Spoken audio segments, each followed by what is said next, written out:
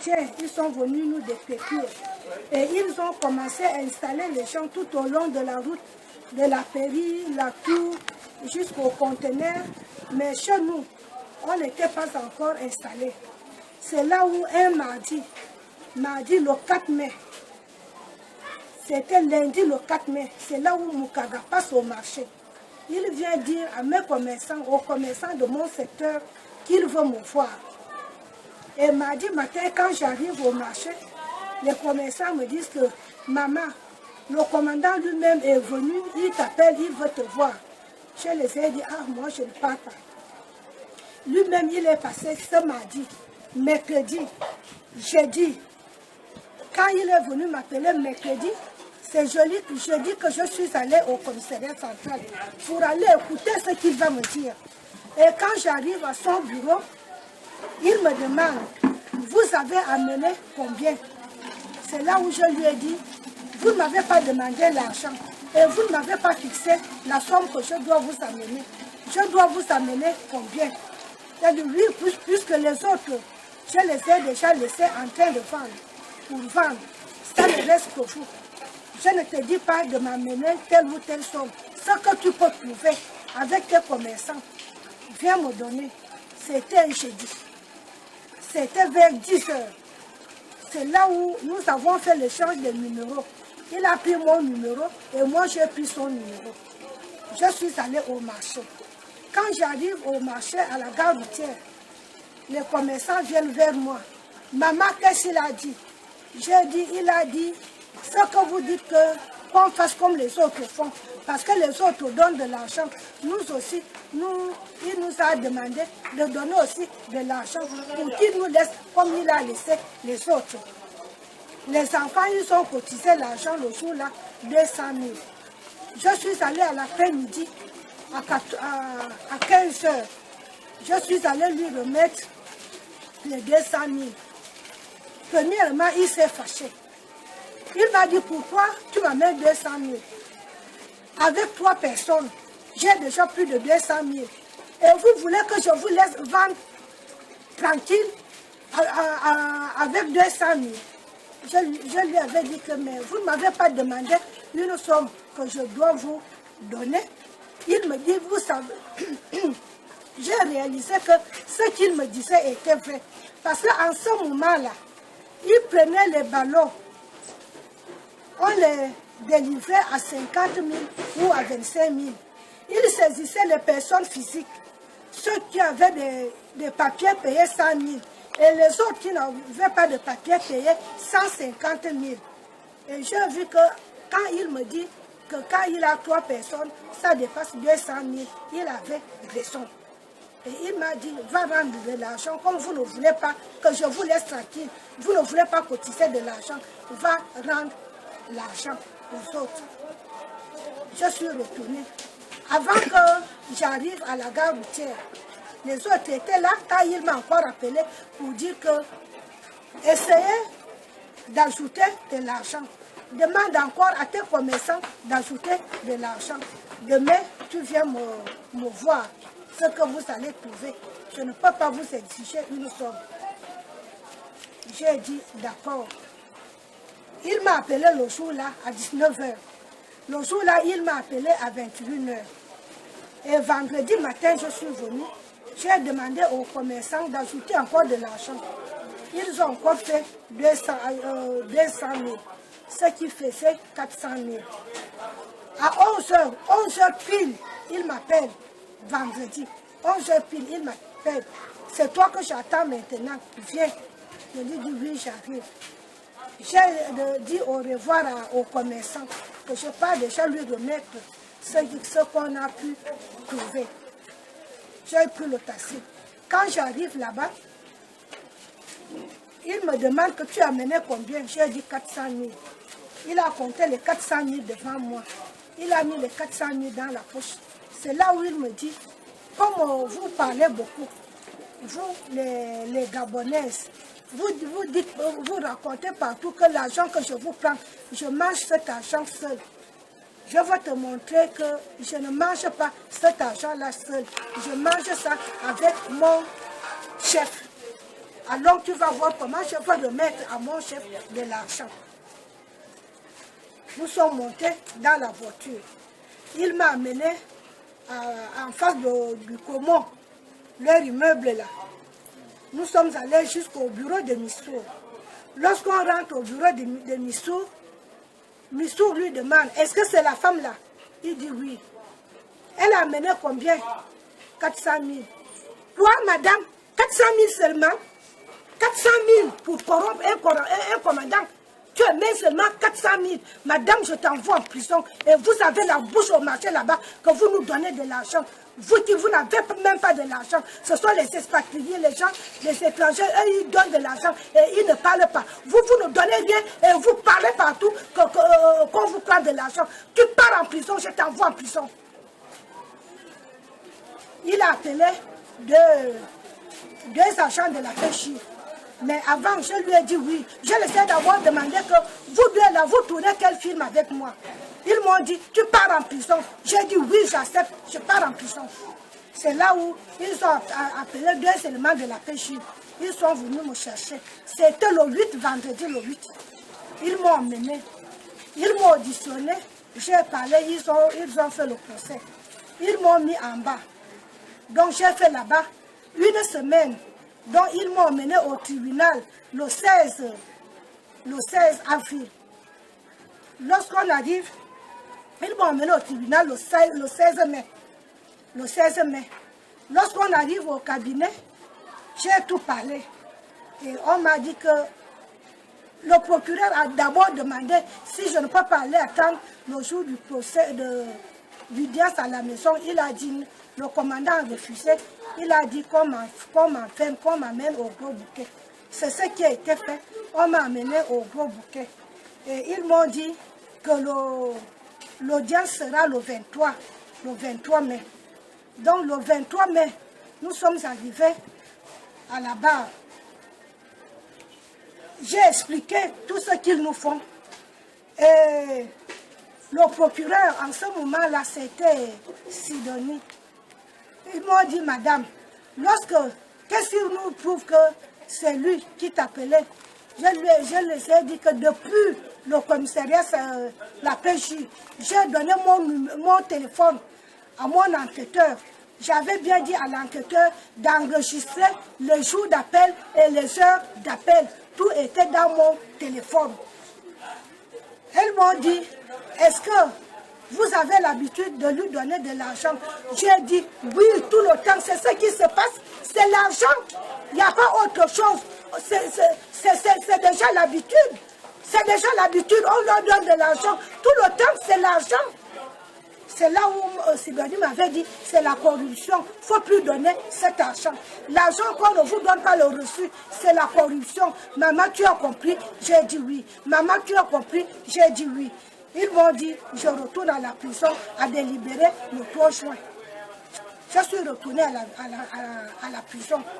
Le 3 juin, on vient me dire, on vient m'informer, c'était le 5, parce que c'était un mardi. Donc, j'ai dit, c'est là où on vient m'informer que je dois sortir le 16 parce que j'ai été condamnée à 6 mois. 1 mois ferme et 5 mois de sursis. Et c'est ce qui a été fait.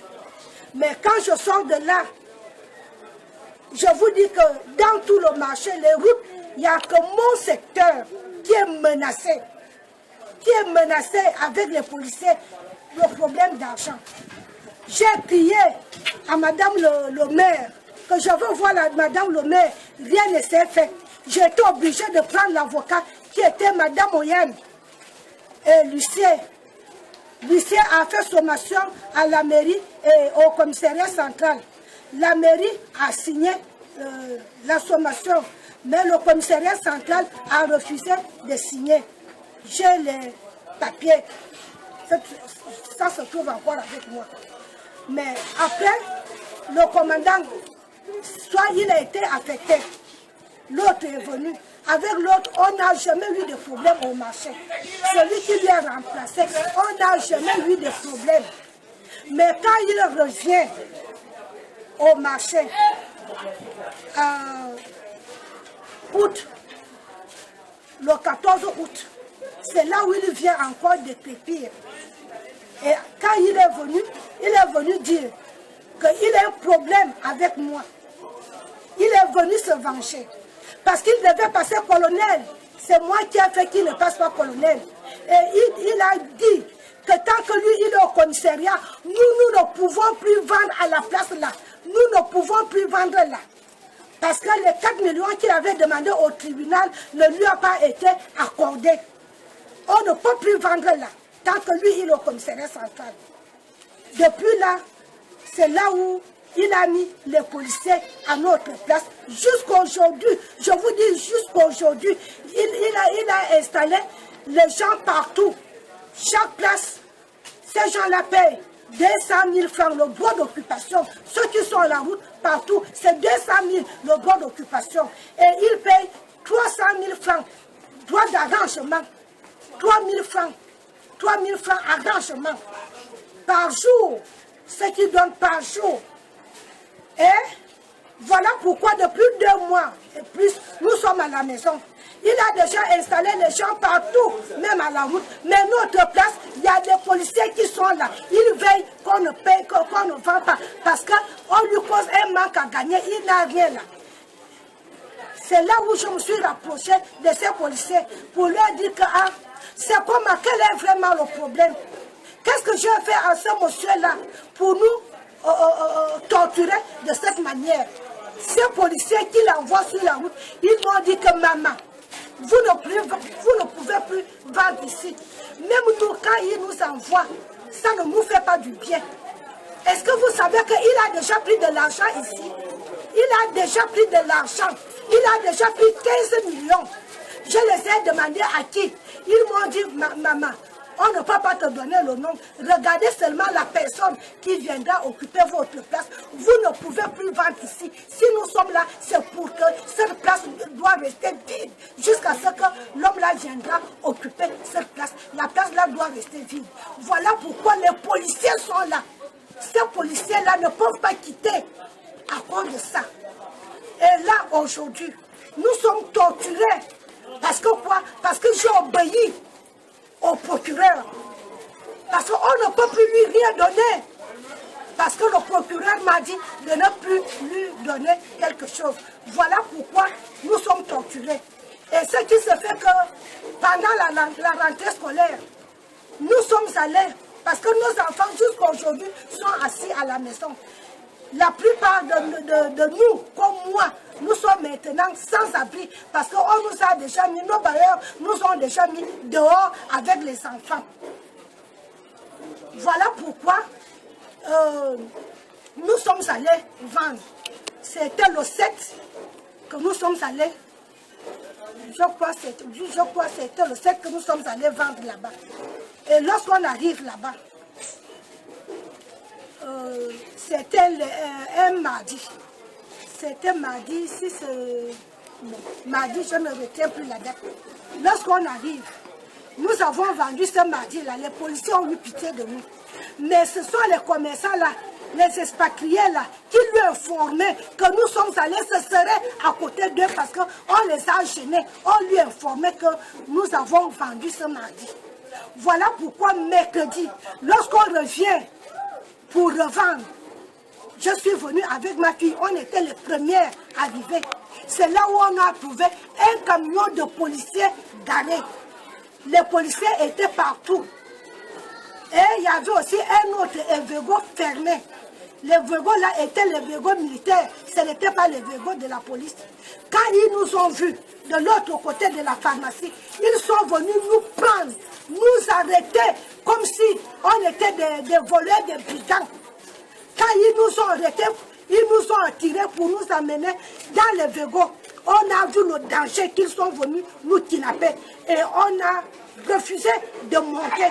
C'est là où ils nous ont d'abord, on s'est d'abord déshabillés pour se défendre. Parce qu'ils voulaient nous soulever avec les habits pour nous mettre dans cet Vego.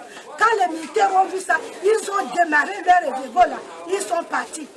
Au moment qu'ils partaient, c'est là où le commandant, je vous dis, ça se passe à 6h, 7h.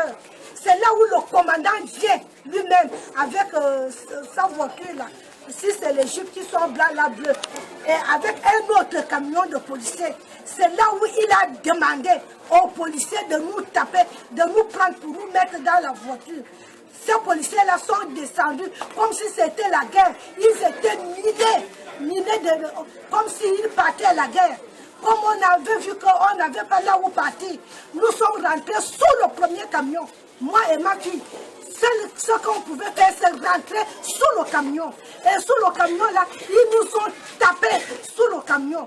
Ils nous ont mis les bombes à lacrymogènes. Ils nous ont mis les torches électriques pour nous faire sortir de là. Et c'est là où on s'est totalement déshabillé parce qu'ils nous tiraient. Ils nous tiraient, on avait que les sous-vêtements se sont coupés, ils nous tiraient.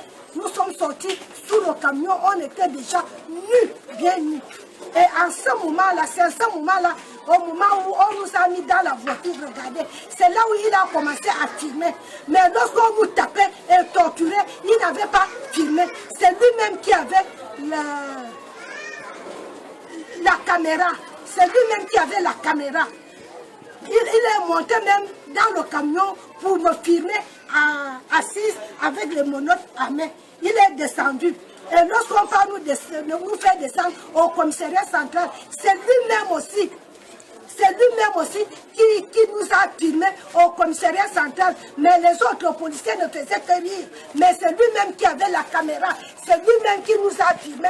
Et il a dit, on va voir votre nudité là partout. C'est lui-même qui a envoyé les images devant les policiers au sein du commissariat central. C'est là où ça s'est passé. Quand on va nous faire descendre au commissariat central, c'est lui-même aussi. C'est lui-même aussi qui nous a filmé au commissariat central. Mais les autres policiers ne faisaient que rire. Mais c'est lui-même qui avait la caméra. C'est lui-même qui nous a filmé. Et il a dit, on va voir votre nudité là partout. C'est lui-même qui a envoyé les images devant les policiers au sein du commissariat central. C'est là où ça s'est passé. Après, il a appelé le procureur. Quand il nous amène à la PJ au commissariat central, la PJ a refusé de nous enfermer. Ils ont dit, nous, on enferme seulement les bandits. Nous, c'est les bandits, ce n'est pas les commerçants. Toi-même, amène tes commerçants là où tu les as ramassés. Ce n'est pas ici. Quand il a vu ça, ils nous ont emmenés, ils nous ont mis dans une pick-up, derrière le pick-up nu. On a d'abord mis le temps au commissariat et lorsqu'on sort de là, ils ont fait le tour de la ville avec nous. Ils ont fait le tour de la ville avec nous avant d'aller nous laisser au commissariat de Nkembo. Je disais même que mais ces gens-là nous ont kidnappés.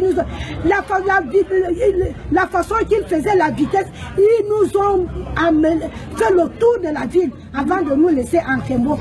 Et lorsqu'on arrive en Nkembo, on nous amène pour nous entendre. Je vous dis que là-bas, on n'avait pas droit à la parole. On nous pose une seule question. Vous êtes déshabillés? C'est la seule question. On n'a pas cherché à demander pourquoi ou quoi que ce soit. C'était cette question-là du commissariat jusqu'au tribunal. C'était la seule question. Et il y a un policier, j'ai bien remarqué sa figure. Il est venu, il a demandé aux gens, aux bandits qui étaient arrêtés, qui étaient enfermés ensemble avec nous, de nous violer. Mais les jeunes ont dit non, nous ne pouvons pas violer les mamans. Si vous voulez, toi-même viens, vous-même venez les violer. Pas nous, on ne peut pas violer les mamans. Et là-bas, ils nous ont gardés, même pas l'eau. On pissait devant les enfants là, dans les bouteilles d'anza, poupées qu'on cherchait à couper, pour pisser dedans, devant les enfants. On faisait tout devant les garçons, nos enfants. Ils ont vu seulement qu'on s'est déshabillé. Moi, je vous dis qu'on faisait tout. Là où on était enfermé avec les enfants, on pissait devant les enfants. On faisait tout devant les enfants. Ils nous ont humiliés plus. Et quand je les demande quand ils nous posent la question que vous êtes déshabillés, c'est la seule question. Je n'avais pas de parole, mais je les avais seulement dit que cet homme nous pousse à la suicide. Cet homme nous pousse à la suicide. Vous ne savez pas combien de fois on souffre la douleur qui est dans notre cœur. On peut se suicider sans savoir ce qu'on fait.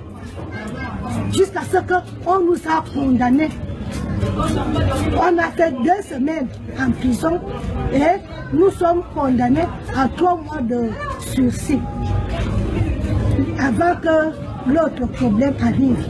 Monsieur Mukaga, il veut nous tuer parce qu'on lui cause un manque à gagner. C'est rien que le problème d'argent. C'est rien que le problème d'argent. Il n'y a pas un autre problème. Rien que le problème d'argent. Il veut devenir milliardaire au marché avec l'argent des commerçants. Il dit qu'il ne prend pas l'argent. Il respire de quoi? De l'argent jusqu'à ce qu'il dit. Il préfère que si on lui enlève au commissariat, il préfère de démissionner de la police lui-même. Il dit si on lui enlève de là, il préfère de démissionner à la police. Monsieur Mukaga ne voit pas les ministres. Il a de l'argent. Il a de l'argent. Il peut même payer les ministres. Ils ne voient pas les... Ils sont venus nous détruire. Et ils ont commencé à installer les gens tout au long de la route, de la pairie, la tour, jusqu'au conteneur. Mais chez nous, on n'était pas encore installés. C'est là où un mardi le 4 mai, c'était lundi le 4 mai, c'est là où Mukaga passe au marché. Il vient dire à mes commerçants, aux commerçants de mon secteur, qu'il veut me voir. Et mardi matin, quand j'arrive au marché, les commerçants me disent que maman, le commandant lui-même est venu, il t'appelle